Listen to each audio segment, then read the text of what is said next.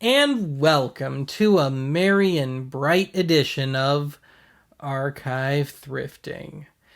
Merry and Bright being an old coworker of mine who doesn't actually appear in this thing. But anyway, it is indeed time for our annual Yuletide thrifting adventure. The one in which I go out and desperately try and find something to replace that nightmarish wooden drag queen Santa Claus that has a way of popping up behind me at this time of year. A bullet that I've somehow dodged so far this year. But admittedly, there's no real surprises here. So, of course, I hit up the annual Christmas edition, Christmas weekend of the Benson's Flea Market, which is actually the first weekend of November, but still. And I also hit up 3 of my usual haunts along the way.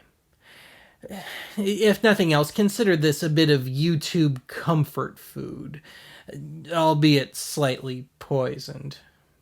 Because, archive.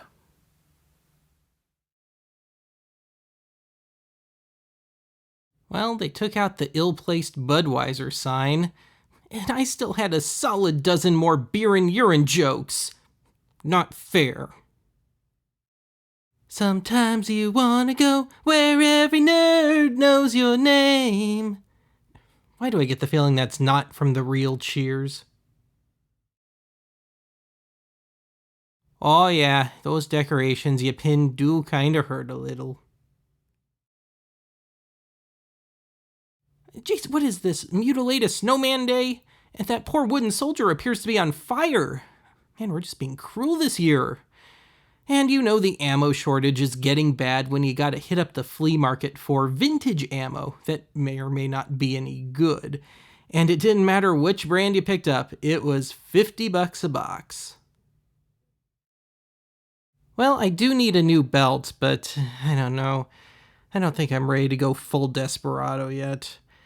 Well, maybe I can pick it up. I'll just stick licorice bits in the holes. Alright, let's do something more comfortable. Records. $5 a pop, one of the later Jefferson Airplane albums. Angel. No idea what Gene Simmons saw in those guys. Police, their only album I don't have, but I'd rather have it on CD. Santana, Night Ranger, Linda Ronstadt, got all those on CD. Not into early 80s Rod Stewart, already got that Procol Harum on CD. Not into Gloria Estefan, not into Dr. Buzzards. Already got that Dave Edmunds album on vinyl and CD. Paul Carrack never really got past his stuff with Ace. Now, Gary Puckett and the Union Gap, you know you're getting older when they don't annoy you half as much as they used to. Now, I've already got this Kenny Loggins album, but I just had to point out that sticker. I remember Sound Warehouse in its last days, and I've got some albums with that sticker. So here's one with a weird history. It's a Beautiful Day, late 60s hippy-dippy folk rock jam band thing, dated but charming. Now, I already have a probably illegitimate copy of this from the 80s on vinyl. It sounds awful. And while this isn't an original 1969 issue, it's probably the last, around 1972, completely legit issue. And to this day, the rights to that album are still being hashed out. But anyway, I think I've seen that picture of Bing Crosby everywhere now. Otherwise, more albums. Now, I've never been a huge Deep Purple fan. Blasphemy, I know. Already got that ELP one on CD, and I would take that Moody Blues on CD. Not quite record ripoffs material there, K-Tel compilation. But stuck to that was this rather unique-looking Kansas LP. And I'm assuming this is Korean. I've got a couple albums packaged like this. Those are both Korean. And I'm guessing most of these were picked up by U.S. servicemen stationed in South Korea. Otherwise, they somehow swam over. Okay, one last round of LPs. And it's yet another Stan and Doug album. What is this, like my 4th or 5th one just on thrifting? For what it's worth, they made at least 8, so I got a ways to go. There was a $6 Million Man board game? Why? But what really caught my attention was the Mad Magazine game, which I couldn't tell whether it was complete or not, but they wanted $25 a piece for these, and that was just too rich for my blood. I would have picked this up for a Ben's Junk candidate had it not been just shy of $50. This is the Waddington's 2001 game machine, a combo calculator and 4-in-1 game device. These only fetch about half that amount on Fleabay. Oh yeah, and I found handheld games for Airwolf, presumably based on the TV show, and Tomi's Cosmic Combat. Now, I had this Houdini magic kit as a kid, and it is full of the lamest non-tricks you ever saw, and a hard plastic magician's hat that was painful to wear. Nostalgia. In one of a whole section of random junk bins, I found this Alf hand puppet for the Orbiters. I'm assuming that's a sports team, but a Google search turned up nothing on that. Regardless, heads up Found Footage Fest, Nick. I'm sending this sucker your way. Merry and slightly janky Christmas. Well, I know I'm not going to get away without acknowledging this. I had the Who Framed Roger Rabbit one for what it's worth. And call me crazy, but I don't think this qualifies as slime, back then or now. Found a few packs of these Top Crest so-called Type 0 tapes, and these have already been covered and covered quite well elsewhere on YouTube, so I'll pass. Besides, I've got a whole box of better blank audio cassettes to draw upon.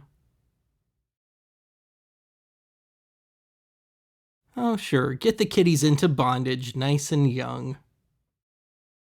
So I found, aside from a weird-looking food mixer toy, dozens of boxes of flashbulbs. Pity that I don't have any cameras that use such things. Where's Santa? Shh, quiet. Okay, we'll wait here until Santa comes. When you've got to get the picture, you need a flash you can depend on.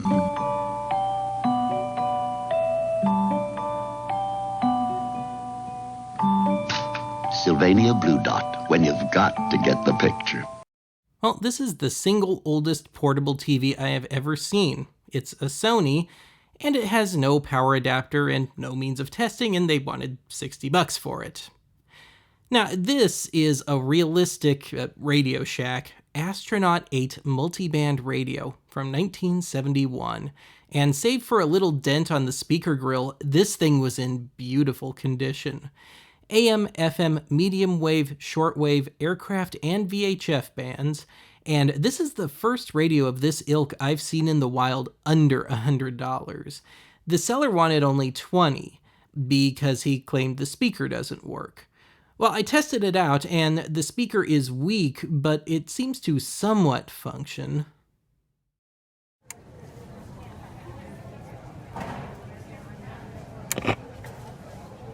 Best as I can tell, there's some sort of amplification problem. Maybe someone in the audience can fill me in. And yes, I took the gamble.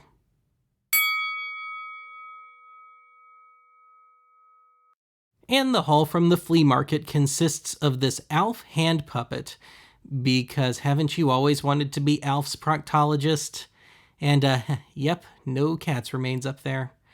Anyway, I found, off camera, 4 Halloween sound effects / novelty CDs, all from K-Tel, all from 1993, 2 of which were still sealed.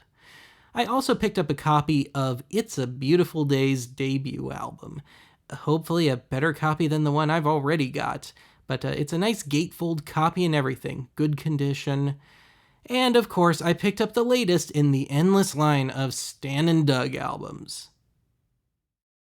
Oh yeah, and I also picked up the radio.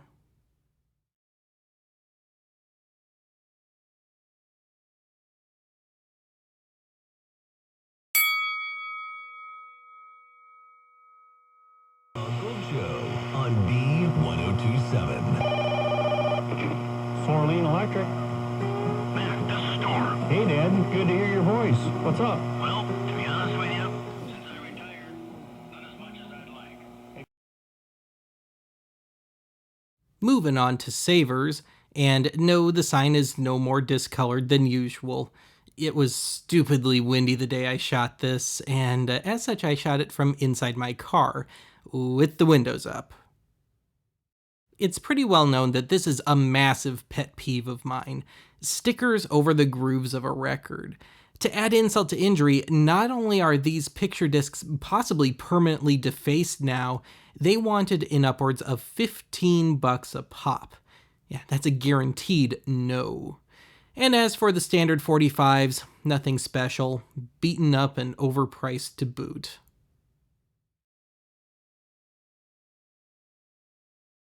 Just above the 45s was a stash of Christmas CDs, and for the most part, nothing special.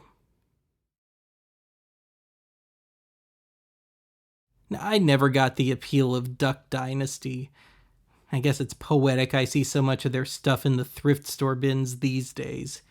Not much of a dynasty. Gah! Oh, every time I start missing the 90s, I encounter something like that. Slim Whitman, because I totally want a yodeling version of Frosty the Snowman. Actually, there was a pretty solid CD selection this time. Shame I've already got a lot of these. But seriously, AC/DC's Who Made Who, and incidentally, that was one of the first albums I ever bought with my own money. Pat Benatar's Live from Earth, which is the one with Love is a Battlefield, and yeah, there's some in here that'll make somebody's day. But otherwise, my copy of this Tom Petty album is all screwed up. And this one has a nice deep scratch through it too, so I had to pass. But yeah, I've already got that Foreigner and Heart and Phil Collins in Boston and so on. Now, I'm dead serious here. I've got about 2/3 of the Rhino Records Super Hits of the 70s series, and I lost track of which ones I had. So I started a running list that I keep in my wallet of which ones I have and which ones I don't have. Turns out I don't already have this one, Volume 3. It had some fingerprints on it, but I can clean that up. Now, I've already got this Monkees comp on CD, but there's something weird about these Arista Monkees albums. They all sound kind of funky to my ear. And I think this cassette has a partially re-recorded version of Daydream Believer on it. I only keep that one around for the then new songs. Well, Denise here seems to be a little precocious. And of course, it would be religious. Yeah, this would have been an easy archive candidate otherwise. Well, you learn something new every day. This is a card reader that can run to a sewing machine, which can sew a pattern for you. Doesn't this kind of kill the craftsmanship of the whole thing?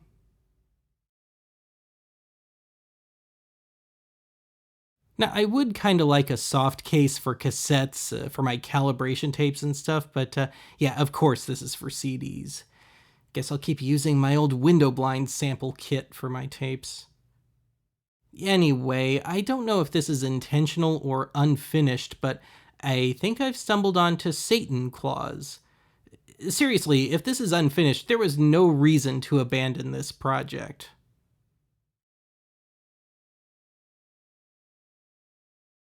Now, at first I just thought these were some random shoes, but yeah. Now, my other observation was, good lord, somebody had big feet. I mean, seriously, these are probably my size. To put it in perspective, odor eaters are already in my size. Anyway, it just needs some love, Charlie Brown. Yeah, even my standards aren't that low. Or somebody started putting it together and got distracted. Walk on, Benny boy.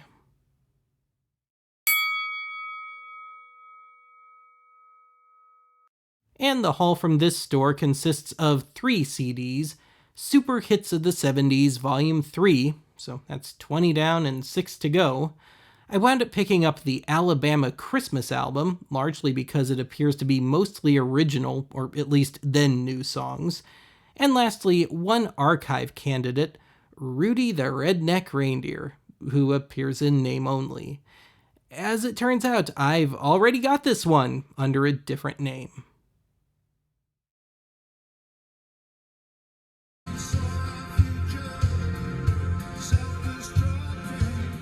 Uh-oh, Benny Boy's listening to Procol Harum, and not Christmas music. That bastard.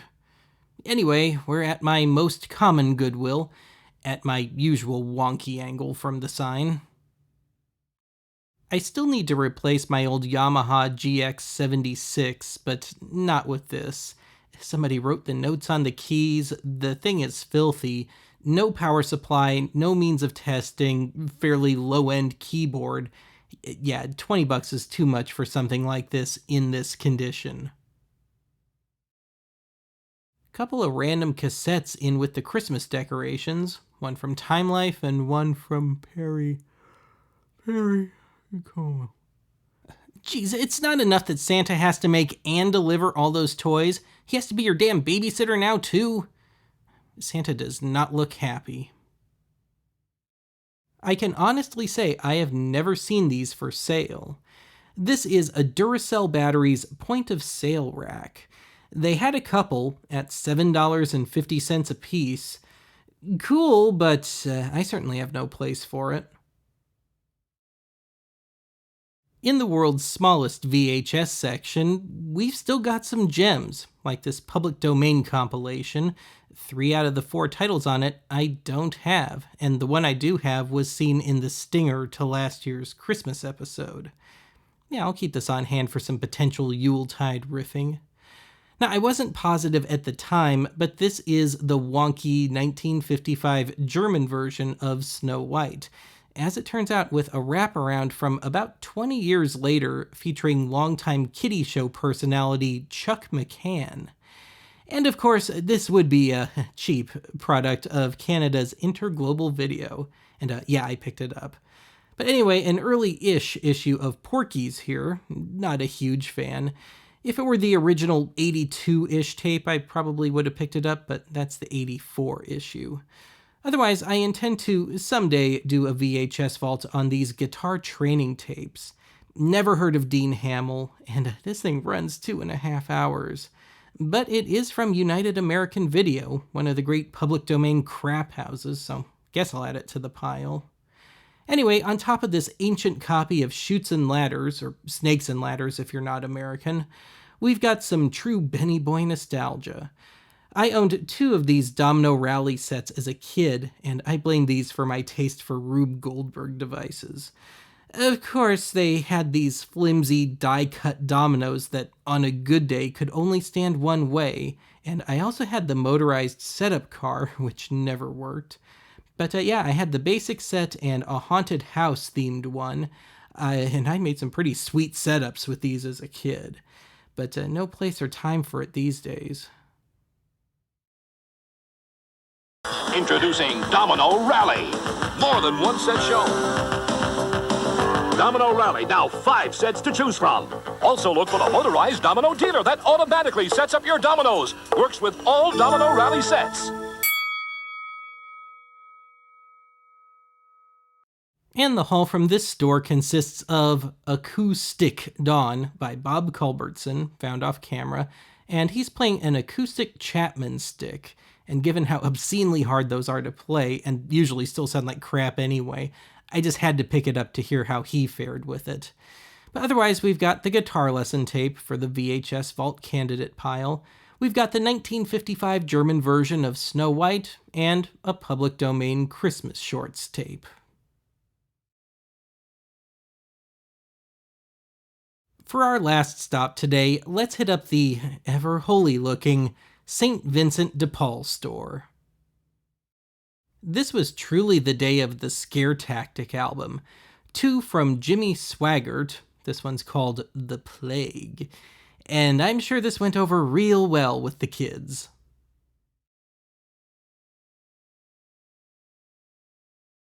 The other one, apparently from the same time frame, is called The Ring of Fire. And no, there's no Johnny Cash covers on here. But I love these hypocritical TV preachers. Hey Jimmy, I can play rock and roll and not bang prostitutes. Repeatedly. And if that weren't enough, here's one from the 70s telling us of the coming rapture. You know, the one that's been coming time and again for decades now and never seems to come to pass.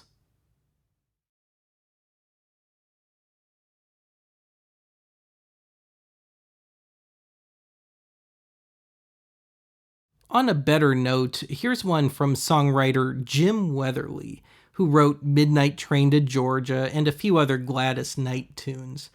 I would like to hear his own takes on them, but none of them are on this album. Well, here's a bit of CanCon, Canadian content, that somehow found its way down here. Never heard of Don LeBlanc, but this actually looks kinda interesting. Kinda like the stuff my friend Ben, no relation, finds and covers on classical gas emissions. Yeah, I think I'll add this one to the vinyl potpourri candidate pile.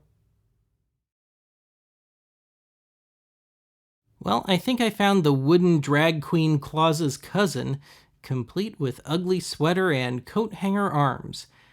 Still doesn't outcreep the real thing, though.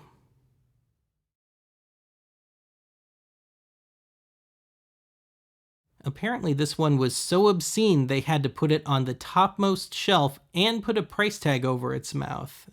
It must have had some really nasty things to say. Oh yeah, and it scared my phone's camera right out of focus.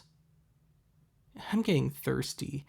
How about some South Dakota Centennial Coca-Cola? Only sitting around and moisture damaged since 1989. Yeah, you're right, too old. Maybe some NASCAR Coke from the 90s would be a better choice. I guess I had my hopes set too high for this one. This is a motion-activated candy dish, but unfortunately nothing moves. It just apparently plays bits of Christmas music. Having said that, I do appreciate the dead-eyed mouth plug design they've got going on here. If this doesn't scare the kids into being good, I don't know what will. Oh yay, the world's bazillionth slide projector that runs on those long discontinued glass bulbs. We've also got a cheap mono VHS unit. I already use one like this for a moldy tape cleaning rig. What I really need is one for Betamax.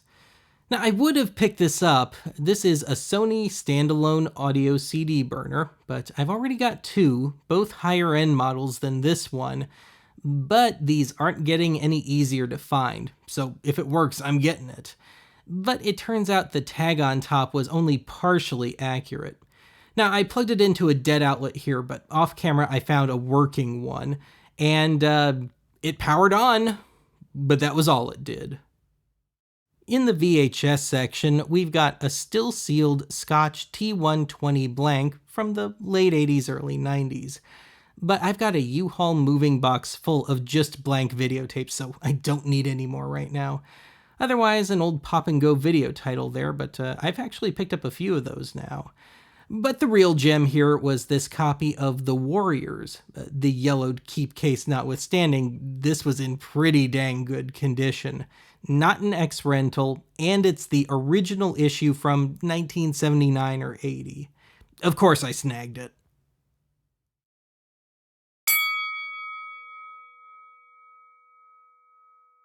A modest 2-item haul from this store. This original issue VHS of The Warriors, and the oh-so-Canadian and gloriously hairy Don LeBlanc album.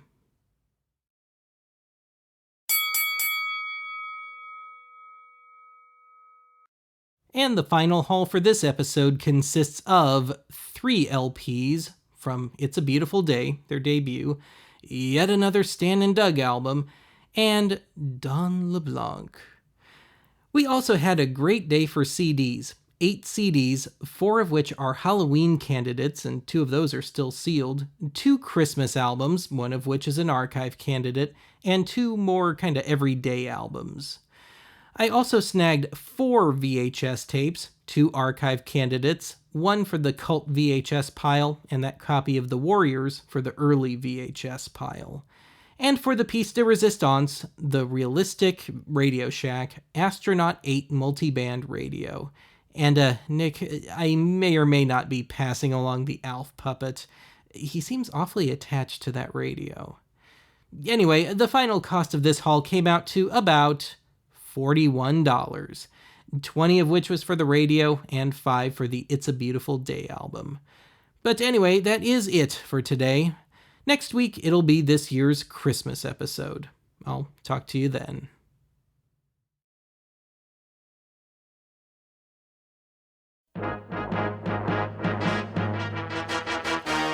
You're a mean one, Mr. Grinch. You're a bad banana with a greasy black peel.